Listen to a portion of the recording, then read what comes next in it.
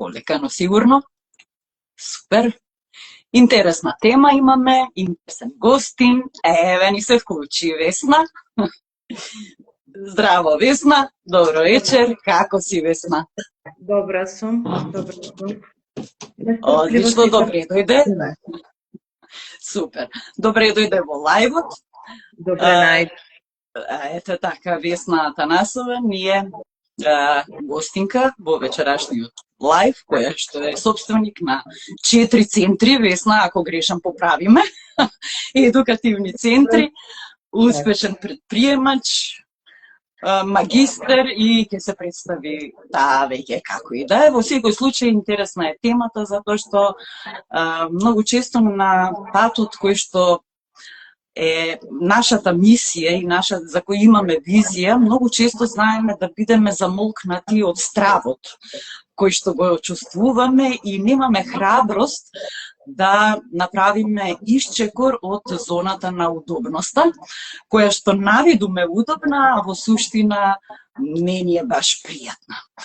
Така што денес ќе зборуваме на таа тема и ќе откриеме многу начини, Весна, кои што ти помогнаа на тебе и воопшто на некои од гледачите може да им помогнат на патот да ја остварат својата цел и својата визија. Повели, имаш ли, да ни кажеш збор-два за тебе, чисто да ги запознаеш гледачите кои што во голем број се вклучуваат веќе. Повели, Весна. Добро вечер на сите. Јас сум Весна Атанасова од Битола. Магистар сум по стратегиски менеджмент. Меѓутоа сум дипломиран учител. 21 година работев во Фондација Хоризонти како бренд менеджер. Значи бренч менеджер, тоа е фондација за микрокредитирање.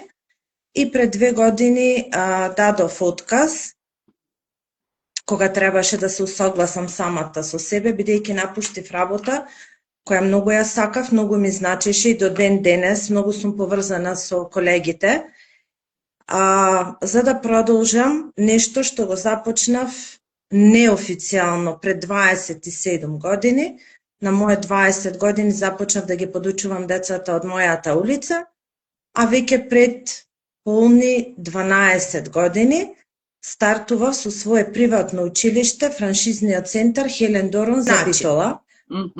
Ако добро се сеќавам тогаш, одлуката ја донесов самостојно и искрено, умирав од страв, дали ќе успеам.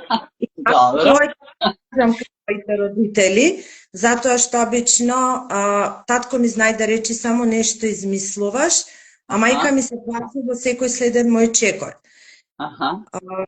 Кога јас ја донесов одлуката, имав страв, меѓутоа верувајте, толку чувствував радост што јас ја добив франшизата, што јас ќе го водам тој центар.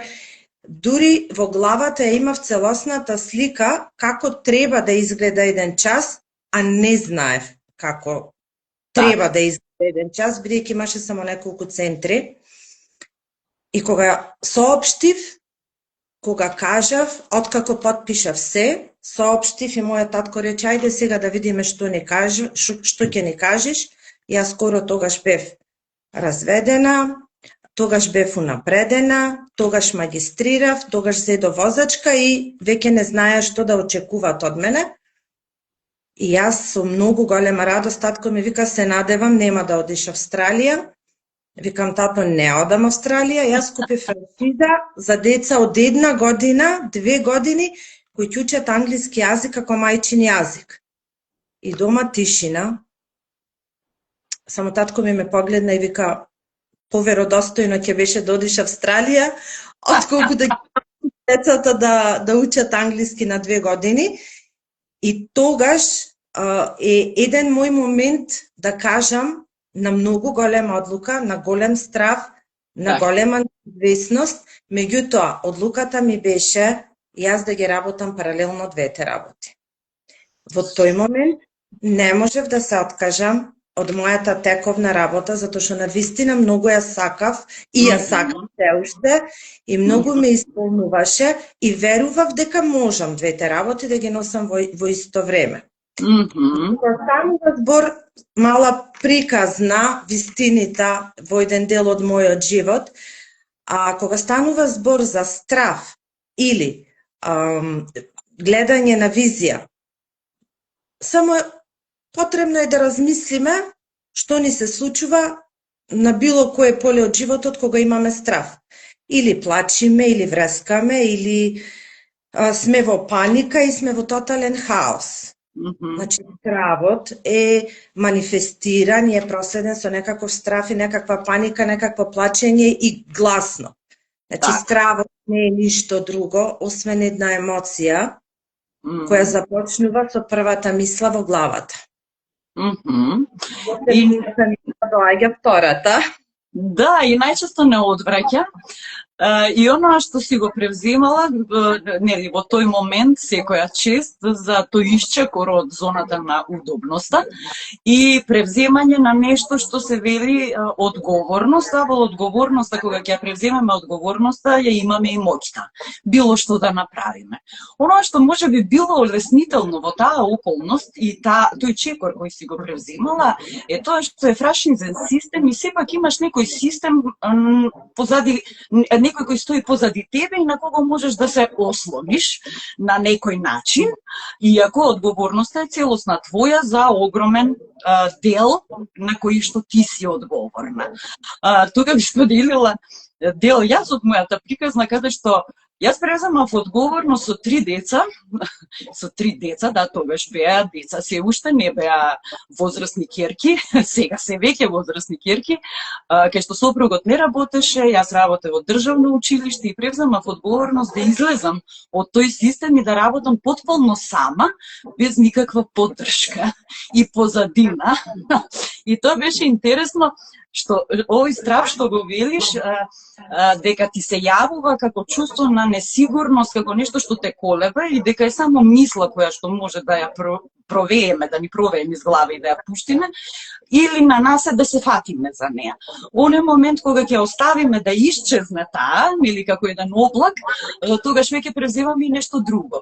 И оно што со сигурност знам е дека најголем ризик од се го има токму оној кој не ризикува.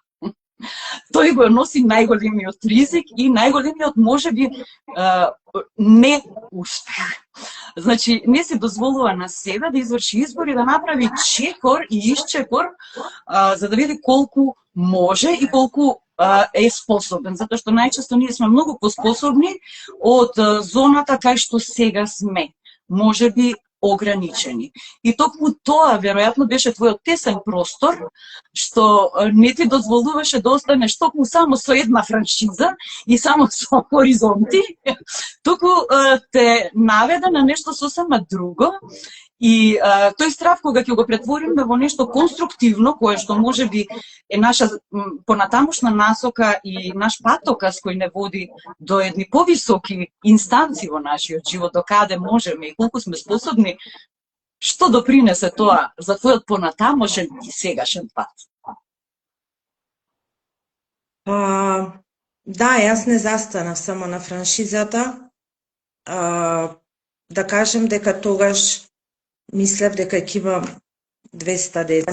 Тој како се зголемуваја возрастните групи во мојот центар, многу често до мене допираше гласот на родителите: ајде Весна, почни и да ги учиш македонски и математика. Тоа што мене ми било од секогаш љубов јас да бидам меѓу децата, и која би направила една паралела и во хоризонти го имав тој, да кажам, таа улога на едукација или таа улога на водење, да бидам меѓу луѓето, да разговарам, да помагам и така натаму, каде што често пати себе си се наоѓам во таа мисија да помогнам, да исчекорам во нешто ново.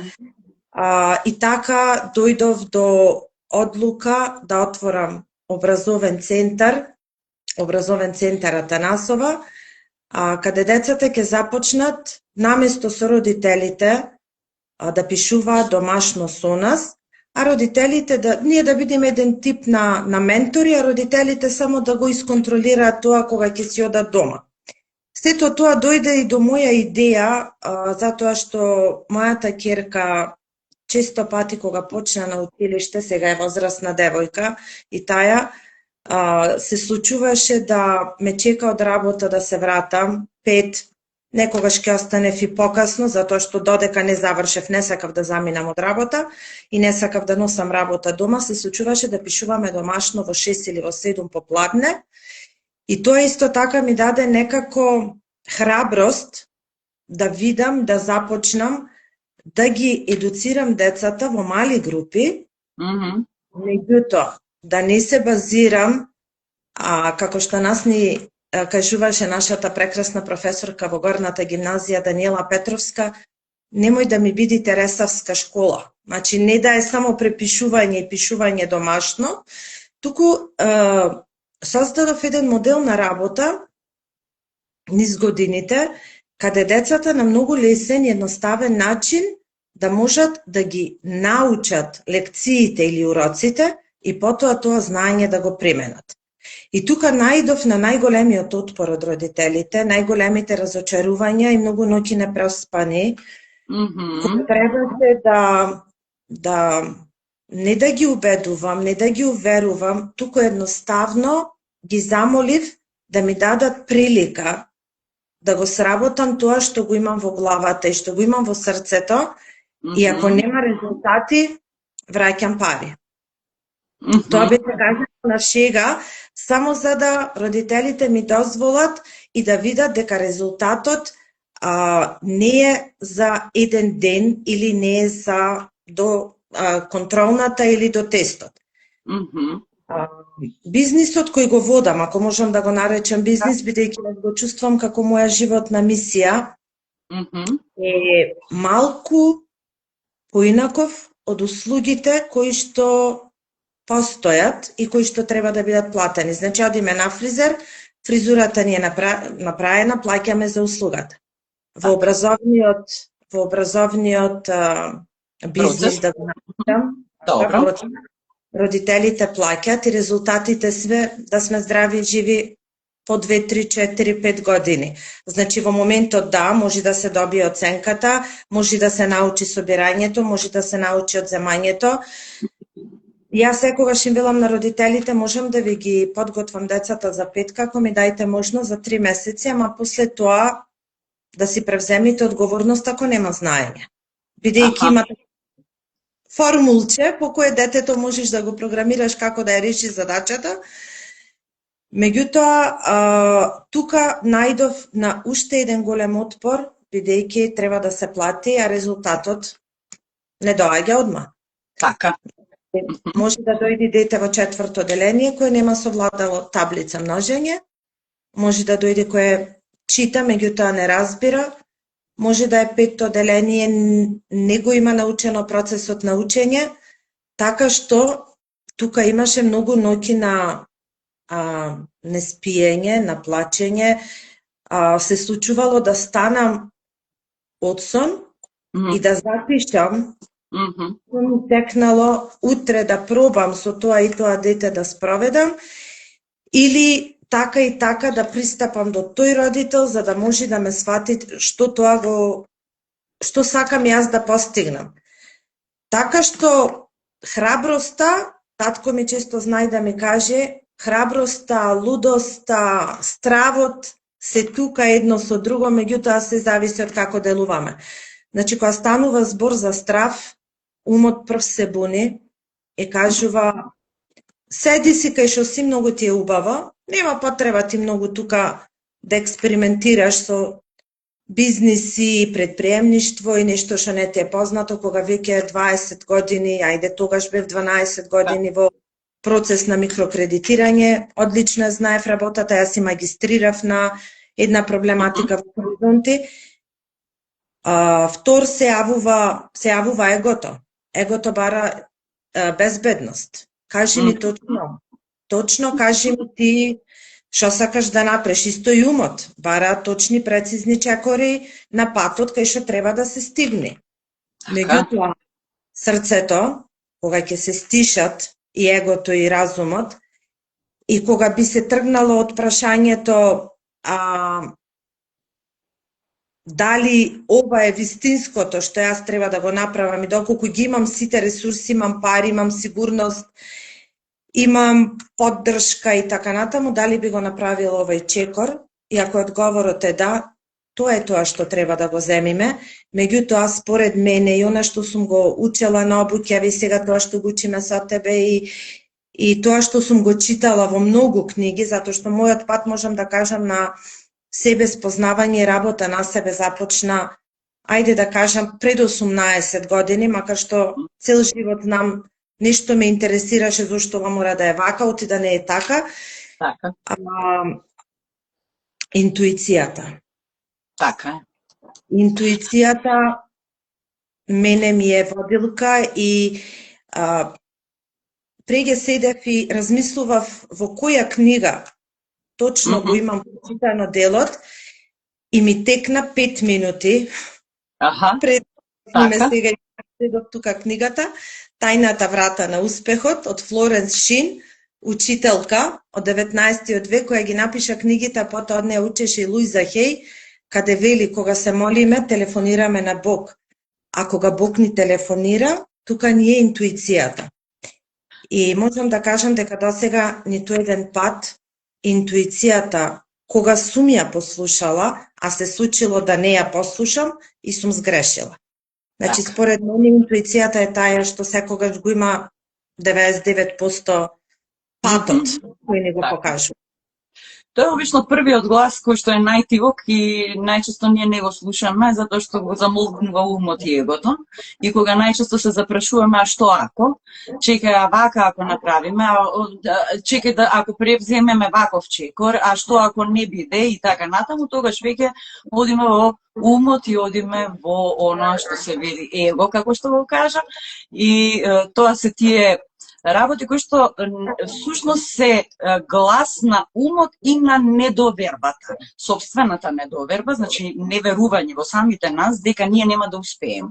И секогаш кога ќе го послушаме всушност оној побучен глас, кој што е многу гласен, посебно кога ќе се ставиме со него во другарство и во пријателство и ќе му дозволиме секој ден да ни се јавува, тој глас од кој што не можеме потоа да го слушнеме нашето внатрешно, интуитивно, оноа што е гласот на нашето срце, гласот на нашата душа. А јас велам најчесто кога ќе се почувствуваме дека ни е убаво, како што каже и ти, јас веќе го имав и часот, и имав и се што ќе, иако не знаев што е тоа, всушност тоа е тоа што не води напред и тоа е нашата интуиција. Тоа е нешто што се чувствуваме убаво и ни е навистина прекрасно.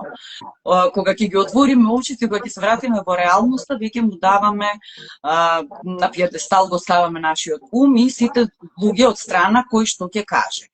И она што исто така го истакна е добро што ти првично си превземала самостојно чекори без да кажеш на другите, затоа што најчесто кога ќе кажеме на другите, секој постапува од собственото искуство и знае некако да не врати од патот кој што е можеби нашиот, не можеби сигурно е тој нашиот пат, баш оно на прва што ќе ни дојде. Но слушајќи ги луѓето околу нас, секако тие мислат за наше најголемо добро, но ги води стравот. Во смисол, што ако немаш доволно заработка? Што ако не ти се пријават во твојот случај доволно деца? Што ќе биде потоа? Ако не можеш да си исплатиш плата? И ред работи кои произлегуваат од таа несигурна зона, бидејќи најчесто нашите родители не работеле во овој приватен сектор и во се во ова што се случува сега. Тие работеле во друго време, кое што било тогаш актуелно, но сега работите се менуваат.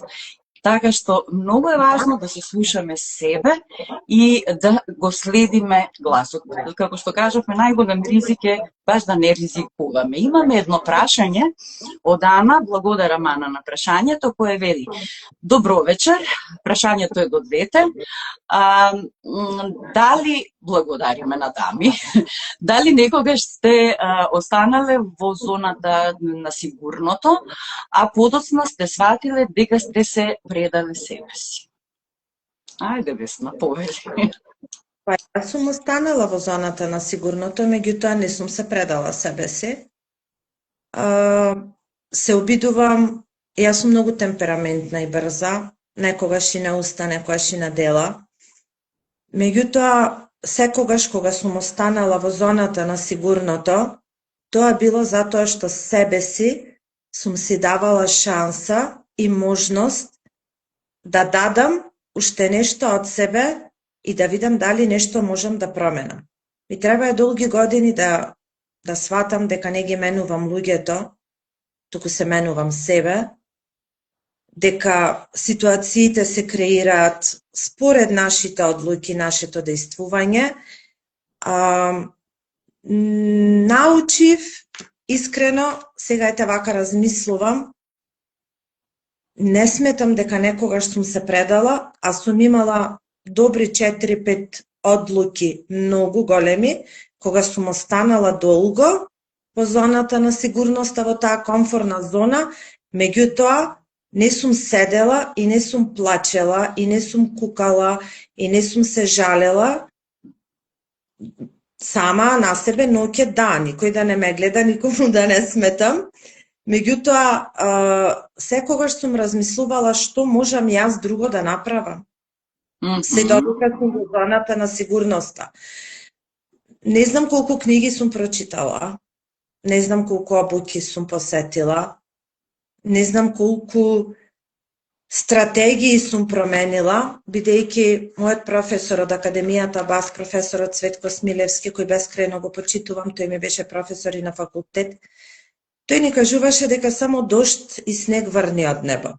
Се друго, треба малку да се заангажираме, да дејствуваме, макар ментално, енергетски, не секогаш тоа треба да значи не знам каква тежина и не знам каква одлука, меѓутоа, еве до Ана, една мисла сега ми текна, што често си ја кажувам и ми се потврдила многу пати сигурно, додека сум во комфортната зона, размислувам. Кога ќе ја донесам одлуката, не размислувам веќе. Значи, затоа што потоа секое размислување и анализирање може да го активира стравот, стравот почнува да мисли, една мисла, друга мисла и така почнува друго сценарио. Значи, смислам дека никој не се предава себе си, ако остани подолго. Може би некогаш ќе почувствуваме дека сме се предале ако воопшто не се поместиме. Ете така, тоа сакам да го кажам, ако не се поместиме. Да, некогаш. Меѓутоа јас досега се обидувам да имам чувство дека веројатно и да се вратам повторно назад во времето, веројатно би ги направила истите чекори во истото време, бидејќи така сум знаела тогаш и сум сметала дека тоа е најдобриот чекор што го превземам. А сега си викам зошто сум се нервирала колку било лесно. Точно така.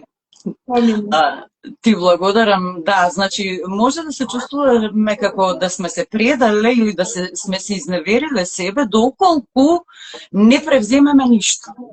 И буквално останеме таму во таа ушушканост навидум, а при тоа внатрешниот глас и внатрешните превирања ти создаваат чувство на незадоволство и тогаш дури може да чувствуваме дека сме се предале себе си.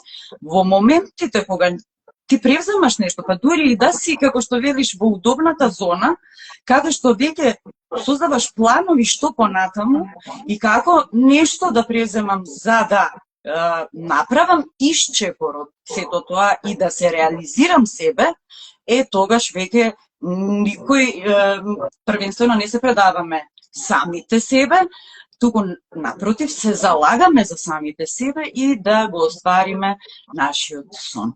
И тоа е тоа што секој еден од нас треба баш да се запраша дали останувањето во удобната зона и во условно кажано зоната на сигурно ми е мене на вистина сигурно. Зашто многу често останувајќи во зоната која што сметаме дека е сигурна, предизвикала на друго ниво пукање, што би рекла јас, или прекин на, што ја спомна, енергијата, и со самото тоа создава чвор во нашиот организам, буквално некој јазол, кој што потоа се рефлектира и на соматско ниво го гледаме како некои велат болест, некои велат некој недостаток, главоболка, па болка во рамо, па болка во половина, па не знам што. И, значи, сето тоа ни кажува дека сме веќе уседени кај што не ни е место. Но луѓето многу често сметаат дека комфорната зона е сигурна зона. Во кој смисол сигурна зона? Сигурна зона дека секој 1 до 15 јас имам сигурна плата. Ние, како што спомена, живееме во материјалниот свет и тука е светот на преживување и тоа ми носи сигурност во преживувањето, односно дека јас ќе обезбедам услови да се прехранам, нели, тоа е основното нешто за да можам да го истерам месецот. И при тоа, значи, остануваат во тој дел на комфортната зона и што се случува од 1 до 10 се оди на пазарење, ако 15 дошла платата, од 15 до 30 не е проблем, значи се оди на пазарење и доаѓа сметки за струја, доаѓа сметки за вода и така натаму, режиски трошоци. И што се случува? Леле, не се стасува ова. Чекај да видам друго нешто да работам. Повторно, тек тука се губи оној сон кој што некаде останува маргинализиран, поради тоа што целта не е тоа што сакам да го остварам и кој е поривот на мојата душа, моето срце, оно што го сакам јас да го работам, туку се пренасочува на материјалното да заработам. И не бирам која работа ја работам. И што се случува? Се зголемува незадоволството. Тек тука доаѓа до предавство на себе. Јас би рекла дека тоа е можеби и поголемо предавство на себе отколку некаквата зачмаеност. Значи не е само да се трча, што би рекле србите, главом без обзира, туку буквално да се следи оноа што навистина ме исполнува. Затоа што најчесто тоа што ме исполнува, како што кажа, првично беше нелогично јас да купувам нешто, а при тоа немам пари, а одеднаш ми дојдоа парите. Тоа е поентата, значи тоа е навистина за мене кога нешто сакаш, како вика, свемирот се уротува за тебе и со тебе и ти ги овозможува на тацна ти ги носи нештата кога е нешто за тебе. Но тоа е кога ќе ја донесеме онака одлуката и кога сме сигурни во тоа, кога едноставно знаеме и не интересира кој што ни зборува од страна, не ни интересира што ако, и тогаш е најубаво оноа соглувата жаба која не ги слушала и стигнала, нели, на врвот, на планината, кај што никој не можел да стаса, или Роџер Банистер, познатиот тркач, кој што го поставил рекордот, нели, за како беше за километар и пол да стигне за неполни 4 минути, за 3 минути 59 секунди да го совлада и да постави нов светски рекорд во спринт. Значи, се до тоа во што ние веруваме и дали се слушаме себе и гласот наш што не повикува, или ги слушаме останатите. И токму тоа е суштината на сето тоа. Одлично, Василија ве испраќа порака, поздрав до нас и вели ти си море од идеи и таа комфортна зона изгледа не ти е достапна, затоа што јас не ја согледав. Се нешто ново се крои, али тоа е да и твојот темперамент. Поздрав, ти благодариме, Васил. Да, се нешто ново се крои. Да, тоа е точно, дека се нешто ново се крои, меѓутоа тоа ново што се крои, да или произлегува од тебе, или ти само постапуваш според некој што ти го скрои. Значи, тука еве едно прашање, Значи, дали јас сум извршител на тоа што некој ми кажува да направам, или јас сум иноваторот и го кројам тоа и постапувам по тоа заедно со нови, еве, конкретно во мојот случај, студенти со кои споделуваме искуства и сето тоа го правиме секој на свој начин и со своја храброст, трасирајќи го својот пат. Значи, тоа е разликата, затоа што нели јас сум била во државен сектор, точно знам зашто претпоставувам, ако не е така, повели Васил. Ти благодарам за констатацијата и благодариме еве на темпераментот што го имаме и што си го познал. Супер. Значи, тоа е многу важно. Дали тоа што го креирам јас, лично, тоа е некоја моја креација од истражувања, од нешто ново создавам, што, да речеме, зголемува конкретно во мојот случај, а и во случајот на Весна едукација. Значи, ја зголемувам свесноста и олеснуваме, во случајов услугата е сосема различна, даваме услуга која што е за доброто на луѓето, која што, како што кажа, че резултат не се гледа веднаш, се гледа можеби и веднаш, меѓутоа е потребно некое време, ден, два, три, па и подолго, за разлика од тоа кога одиш во дуќан, купуваш за денес намирници и тие намирници ти се за денес достапни и нели тоа е некако нормално кога ќе платиш, еве конкретно за едукација и за нешто друго, кога би споредиле со нешто што трошиме, што одиме и купуваме намирници, што е сосема нормално затоа што е првенствено да преживееме храната нели пред се. Меѓутоа тоа не е нормално 2000 денари во текот на за еден ден да ги дадеш затоа што купуваш да се прехраниш. А имате да речеме некој си курс од некои си 2000 денари и ти се гледа, вау, човече. Ај нешто околу тоа вака, пред јас да кажам моја констатација, Весна. Да, често се случува да се полемизира околу цената на еве конкретно ќе зборувам за моите часови, за мојата едукација, за моите центри. И во почетокот, кога започнував да работам, првен јас се чудев како може да име нешто скапо, што е број еден во светот, што е интернационална школа, подоцна и во моите центри, меѓутоа со тек на време, како растев, така е научив дека прво не разговараме за цена, скапо, ефтино, секој си гледа од себе. Може некому и 2000 евра да му се премногу, а некому 2000 евра да му се ништо. И тоа не е секогаш дел од материјалното и колку имам, туку е од приоритетите и тоа што го сакам.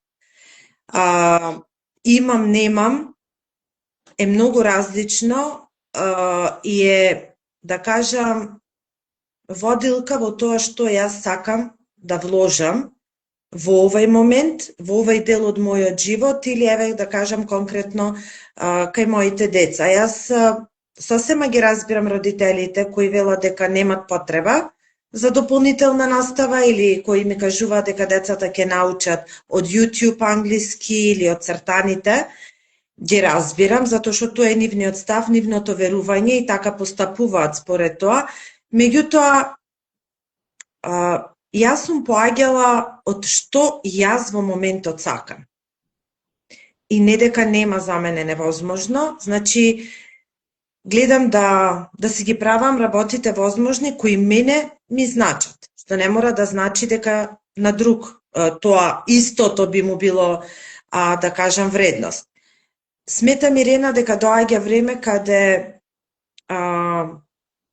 формалното образование, уште во 20-тиот век, да го кажем, еве пред 25 години, се увиде дека формалното образование е само еден затворен круг на еден образовен систем во некоја држава.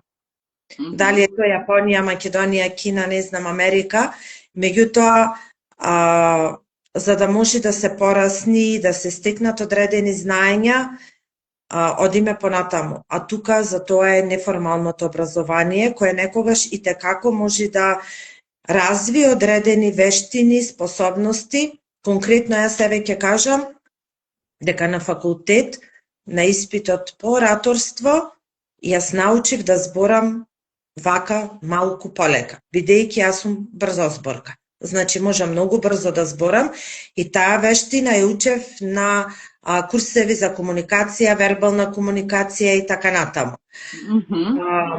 Така што сметам дека цената и не е толку важна, доколку некој ја разбере улогата на едукацијата и помошта која што може да се ја даде себе си или на децата во мојот случај. Значи да учат малку од поинакво искуство со поинакви методи. Да го скратиме патот и меѓу другото, јас моите деца ги учам дека, мислам дека нас не учеа дека вака оди патот, треба да стигнеш од точка А до точка Б. Јас уште од најмала возраст моите првачиња што идат, ги учам дека може вака да стигнеме, може вака, а може и вака да стигнеме, да ја научиме таблицата, да научиме природни, македонски, така натаму. Значи, секој трасира свој пат и основно не се споредуваме со другите. Така е, се споредуваме со себе, нели? Колку сме подобри денес од вчера и колку утре ќе бидеме подобри од денес. Ти благодарам. И да, оно што исто така важно е скапо во однос на што, ефтино во однос на што. И исто така, оно што е многу важно е што во едукациите и со едукациите се стекнуваат трајни вредности. Значи нешто што ќе остане, сега го работиме и тоа останува за секогаш. Во смисол, ако го практикуваш и ако навистина сето оно што го зимаш како искуство, го користиш и го применуваш.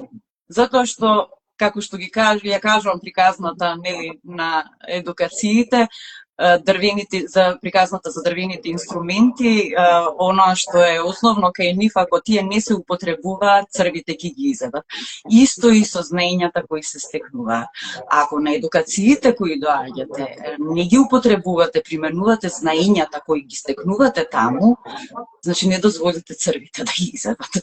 Така што едукациите се тие кои што оставаат трајна вредност и трага во животот, за разлика од нормално оно што е неопходно и што секако ќе дадеме колку што треба за тоа што е преживување во прашање, да се прехраниме и така натаму, но тоа е вредност која што јас велам секогаш имаме, која транзитира низ нашиот организам во текот од 18 до 24 часа и немаме ништо од тоа што сме го внеле, за разлика од оно што останува како трајна вредност и како трага, печат во нашиот живот. Така што не станува тука збор за скапо и ефтино, не станува збор за цена воопшто и мислам дека е навистина нонсенс да се дискутира воопшто на таа тема, дури кога ќе се јават тебе вака да праша тако нешто и онака да кажеме дали е скапо или ефтино. Значи секогаш скапо во однос на што и дали ми е мене тоа приоритет. Затоа што многу често се случува да ние можеби и не знаеме да се справиме, затоа што никој не научил, да се справиме со одредени ситуации во нашиот живот, токму на тие едукации ги добиваме тие знаења, тоа се животни вештини. Тие животни вештини ги нема на рафтовите во ниту еден колонијал, ниту пак продавница, туку ги има на едукациите и сметам дека тоа дури и нема цена. Така што, еве, тоа е мој став, моје гледиште на нештата, затоа што навистина ова што го работиме е пред се една работа за доброто на сите нас. И тоа е тоа. Еве Дани е исто колешка инако, НЛП. исто на едукациите. Поздрав, Дани. Јас сум токму на тој пат. Стравот може да биде присутен, што мислам дека е нормално, но токму во таквите моменти ја освестувам вербата во себе и на тој начин останувам во позитивна состојба. Па да, ти благодарам што сподели и еве те поканувам и тебе, ќе се договориме и за едно гостување каде што ќе споделувам искуства и после НЛП едукациите. Супер, јас се обидувам од преска да видам како сме со времето, добри сме со времето, супер. Весна, кога, например, кај тебе, дали се случило да натрешниот глас го надгласа биде посилен, иако е тивок, но биде посилен од оној умствениот, од оној несвесниот ум кој што е изграден од образците кои ги носиме, значи од навиките кои ги носиме, навиките во размислувањето, навиките во однесувањето, во верувањата кои ги носиме од семејството и од опружувањето. Значи, кога тој тивок глас во тебе бил многу посилен од овој надворешниот, за тој страв што се јавува едноставно да стивне и да не постои. Кај мене тивкиот глас е посилен од другиот. И јас се обидувам да го стишам тој тивок глас, за да видам дали е тоа вистинската одлука што треба да ја превземам во одреден момент, бидејќи нас никој не учел и немало како да учиме, како сегаш има толку едукации за вештини, способности, како да научиш да визуализираш, како да останеш смирен, како да дишиш, како да се избориш со анксиозност и така натаму. Значи, сега има толку многу начини како да го научиш нештото. Јас сум личност која не дека бескрајно си верувам себе, се консултирам, размислувам, меѓутоа секогаш оставам одлуката да си ја донесам сама и не можам да се сетам сега во овој момент дали имало одреден момент која сум рекла ова ми го кажа ти и заради тебе јас сега ништо не направив. Значи, тој глас кој што е тивок, да, паниката знај да ме фати, стравот знај да ме фати, па јас и пред самиот почеток сега си реков, леле, сега што ќе кажам, ама добро Весна, тука си знаеш, се си знаеш, не дека се си знам, меѓутоа едно мало охрабрување, така што тој тивок глас секогаш му сум давала приоритет. Некако го чувам тивок, за да видам кај се наоѓам и секогаш тоа што го научив на една едукација е да се усогласам со самата себе и одлуката која ја носам и свесно да го разбудам тој тивок глас и да кажам ова е тоа. Значи тоа е како најблиско нешто што го направив е кога дадов отказ од Хоризонти. Јас бев толку смирена, мислев дека ќе плачам многу, меѓутоа бев смирена, разговарав со мојот претпоставен, со мојот извршен директор, ја објаснав ситуацијата, многу добро се разбравме, да, ми недостигаат, меѓутоа сум во мир, а не дека ми било лесно откако заминав, не дека не сум имала предизвици, не дека не сум имала страшни падови, сум имала. Грешни чекори за тој момент сум имала, меѓутоа и сега, кога ќе размислам, одлуката беше во ред, бидејќи во исто време стигнува високи резултати во Хоризонти и значи голем раст Хоризонти, голем раст приватниот бизнис и дојдов до состојба кога јас едното морав да го оставам. Тогаш и сега го имам тоа чувство дека Хоризонти бев 100% посветена и се дадов себе си за тие 21 година кариера и сум преблагодарна бидејќи искуството и знаењето кое таму ги стекнав се вредни за 2 факултети. И реков сега дај си шанса на твојот бизнис, бидејќи мислам дека учествував само со 30% од она што јас го можам. И еве кога 2 години сум во мојот бизнис, ја се уште не мислам дека имам вложено 100% од себе. И затоа сметам дека тој тиво глас кој тлееше во мене последните 2 години, каде да бидам, значи двете љубови ми беа многу големи, и едноставно фатив дека хоризонти јас лично го пораснав до овај степен и следниот човек ќе дојде ќе го порасни уште повеќе, што и е така и многу ми е мило, а мојот пат продолжува некако на таа раскрсница. Се одлучив да се насочам кон училиштата и многу пати ми беше поставувано прашањето од сите кои знаеа колку јас ја сакав мојата работа и моите колеги бескрајно. Ако пропаднеш, ами да сум здрава и жива, какви корпорации не пропаднале, јас сум една точка, макар што моите центри, јас имам една ќерка, моите центри ми се како моето второ дете, да сум здрава и жива како на 20 години. Ке си земам деца дома, ке почнам од почеток и одам понатаму. Значи, толку бев сигурна дека треба да го направам тој чекор и ако дојди до пропаѓање, добро. Така е. Природен процес кој никој не ни гарантира дека нешто е точно така и дека животот не дава гаранција. Животот дава можности, животот дава луѓе на патот, а луѓето треба да ги сакаме и да ги почитуваме, можностите да ги користиме, да не направиме тука некоја збрка. Така што мислам дека мојот тиво глас сега за сега добро ме води, тешко било, мачно, сум останала искро сама на тој пат, меѓутоа, еве баш сакам, ако имаме време да поделаме на приказна, како што ти ни кажуваш, јас се научив на една обука и секогаш кога ми е тешко, а многу често останувам сама на патот, благодарност до моите наставнички, меѓутоа одреден пат во мојот живот треба да го изедам сама и без мојата ќерка и без моите родители. Примерот беше вака.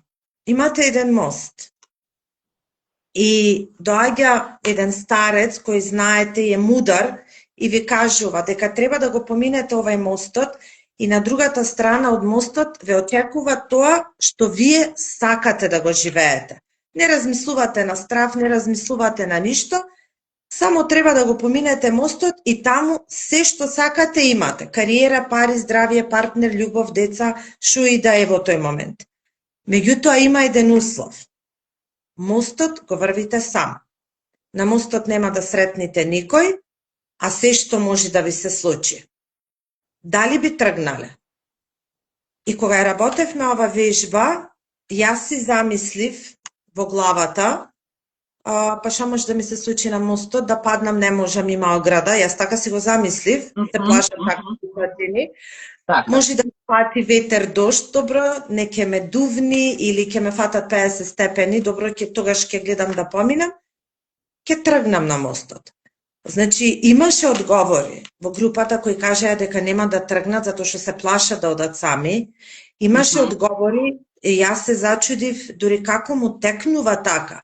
А шо ако ми се сруши мостот? И ги прашаа мостот како го направивте од хартија, па ќе ви го однеси. Така што толку беше тоа креативно и толку сликовито, што навистина одговорите кои луѓето ги читаја, јас толку посветив внимание, што во ниеден момент не помислив дека ќе ме дувни ветер, ќе ми се сруши мостот или ќе паднам, туку дека ќе биде тешко изгледа, ќе ми е жешко, нема да имам вода, ќе врни, ќе студи, минус 20 ќе ме фати, ама и кога размислив Ирена, јас сватив дека јас и така си го живеам животот. Така е. Не можеш поинаку да го живееш, освен од тоа каква представа имаш ти за сето кога ми тоа. тешко, навистина разбирам дека има одредени моменти кога навистина во животот одлуките и чекорите треба да си ги направиме сами и не можеме цело семејство да го носиме со нас. Јас дури многу пати ми се случило да ја оставам ќерка ми, сега карикирам, мајка тука чека и ме како помалечка, мама мора ова да го направи, ќе се врати, ќе те земи, па ќе тргнеме заедно напред. И сум се плашела во каква состојба ќе најдам, дали ќе плачи за мене. Сега ова се е карикирано.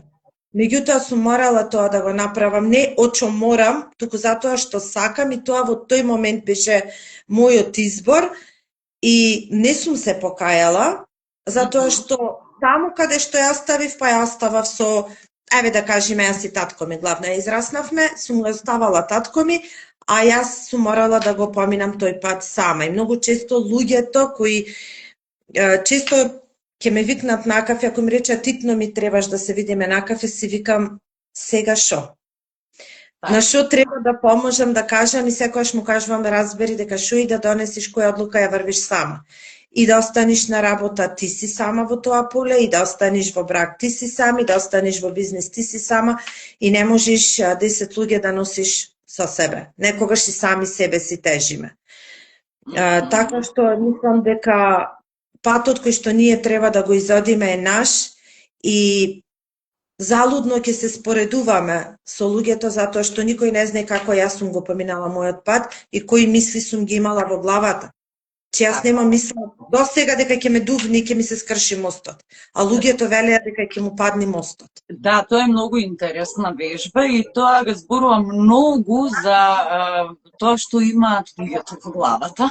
И таа е феноменална за коучинг баш сега од февруари што ќе следува, каде што може многу добро да се увидат, да добиеме увид во тоа како размислуваме и на кое ниво на размислување сме. И да не се чудиме воопшто кога ќе се запрашате, чекај бе, зошто ова сега мене ми се случува? Значи, само погледнете го моментот, како вие размислувате и затоа оно што кажуваш, јас го гледам сега во животот, баш тоа што сум го помислила за мостот. Да, затоа што ти така размислуваш. И буквално, како размислуваме, тоа го доживуваме. Значи, тоа ни се случува во животот. Ако јас живеам во страх и ако постојано сум во стега, што ќе биде, како ќе биде, ова неуспешно, работата не може да тргне. Значи, што велиш ти, не врви работата. Туку буквално некако или стагнира, односно се враќа назад, затоа што не можеме да ја стасаме со развојот. Туку едноставно оставаме, ајде, што ќе се случи? Не преземаме чекор. А самото тоа не враќа назад. Поентата е, значи, како ние размислуваме. И секој еден што ја слушаше оваа приказна, може да се запраша. Сега веќе го знае финишот, но без разлика, колку и да знаете кој е крајот на приказната, само запрашајте се дали вие би поминате, само што јас не слушнав временски рок кој е потребен за да се помине мостот. Немавме. Немавте, добро. Веројатно беше вежбата од сегашен аспект кога размислувам, веројатно беше дали некој воопшто ќе тргне, дали ќе се осуди. Тоа е најтешкото, да останеш сам во одредена ситуација и да немаш.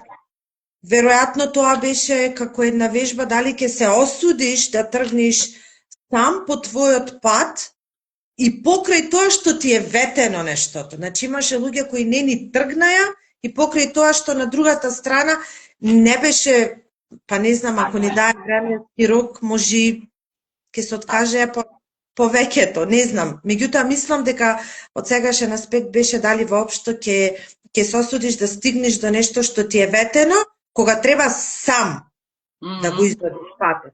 Мислам дека на вежбата беше сам да го изодиш патот. Да, и најчесто сме сами во таа работа и промените што ги правиме се наши промени, не можеме другите да ги смениме, можеме самите да се смениме и оно што е на нас е да бидеме доволно храбри за да го изодиме тој пат кој сакаме да го видиме, за да го живееме, нели, животот кој навистина сме го замислили. Во спротивно ќе живееме или нечи туѓи живот, или ќе реализираме нечии туѓи идеи и туѓи мисли. И затоа е многу важно да бидеме во контакт самите со себе.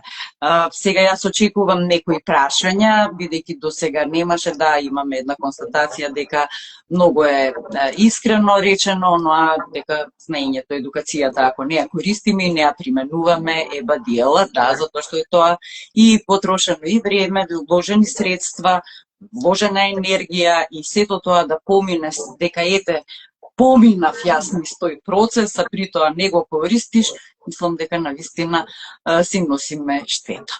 А оно што е исто така важно е на самиот тој пат на едукација, на развој, на остварување на своите соништа, е да бидеме доследни самите на себе и дека не постои неуспех, оноа што и ние го работиме, туку само постои повратна информација во смисол што направив добро и што можам друго да превземам. И исто така, како можете да знаете дека е нешто осудено на неуспех, значи пред време да осудувате нешто на неуспех кога не сте го ни започнале.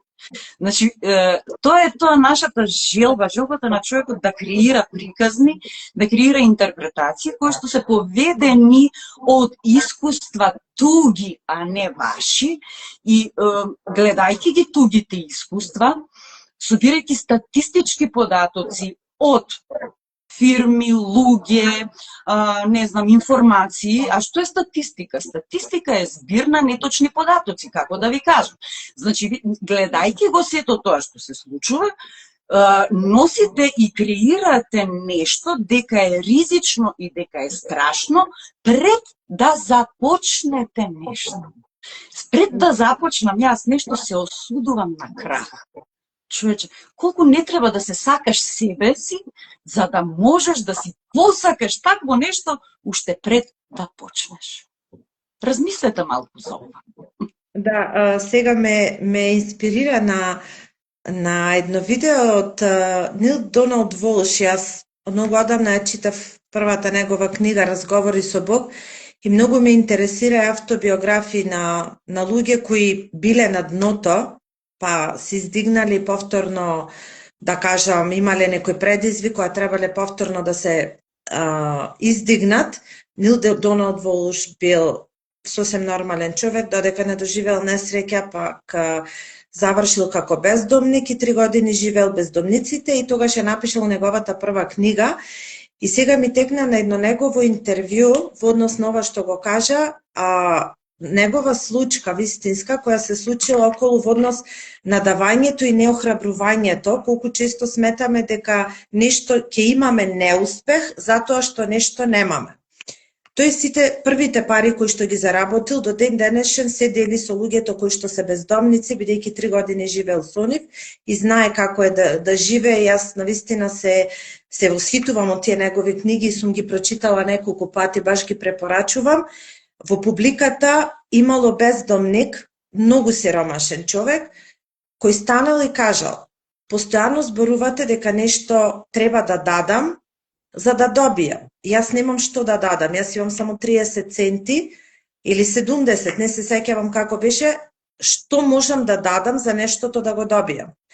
И Нил Доналд Волш му одговорил: само треба да се охрабриш и да не мислиш дека нема да успеш. Доволно е да даеш поддршка некому, сочувство, љубов, насмевка, прегратка. Тоа можеш да го дадеш. Кога тоа ќе почнеш да го дадеш, ти ќе добиваш се што даваш. И тоа што го даваш ќе се зголеми.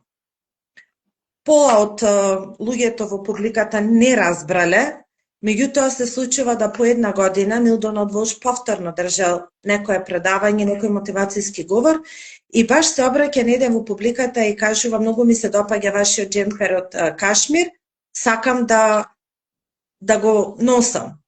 Човекот станува, го вади џемперот, му го поклонува и му вика: ова е за вас. Не, вика, јас само се шегува. Викам јас и кажал, јас сум човекот од минатата година кој имаше само 70 центи, а сега имам собствен бизнис, благодарение на тоа што вие ме научивте како јас треба да постапувам. Значи, приказната тука заврши, не кажа како и зошто го тргнал во тој бизнис, меѓутоа кажал пораката дека не се осудил да речи не е ова точно, нема да успеам, туку човекот се охрабрил да ги послуша советите на некој кој веќе го поминал патот, што тој го живееше. Баш ова како сега ти ме инспирира на ова приказна, баш ми текна да ја споделам. Ти благодарам одлично и многу е важно кога споделуваме, да, ние сметаме дека немаме што да дадеме, а има работи кои што се даваат и кои што не чинат материјална вредност, а тоа е таа преградка и тоа е тој убав збор, љубезноста која е навистина огромна, има огромна вредност и која не оплеменува, не облагородува сите. И оно што е многу исто така важно е кога се дава такво нешто, кога се дава нешто да се даде од срце. Не затоа што мене ми кажал некој, па јас сега ќе дадам за да добијам. Нема да добие сигурно. Значи, поентата е кога ќе давам нешто да го дадам од срце, затоа што навистина јас тоа така го чувствувам и затоа што едноставно тоа доаѓа од мене. Не доаѓа од тука давам за тоа што треба да добијам.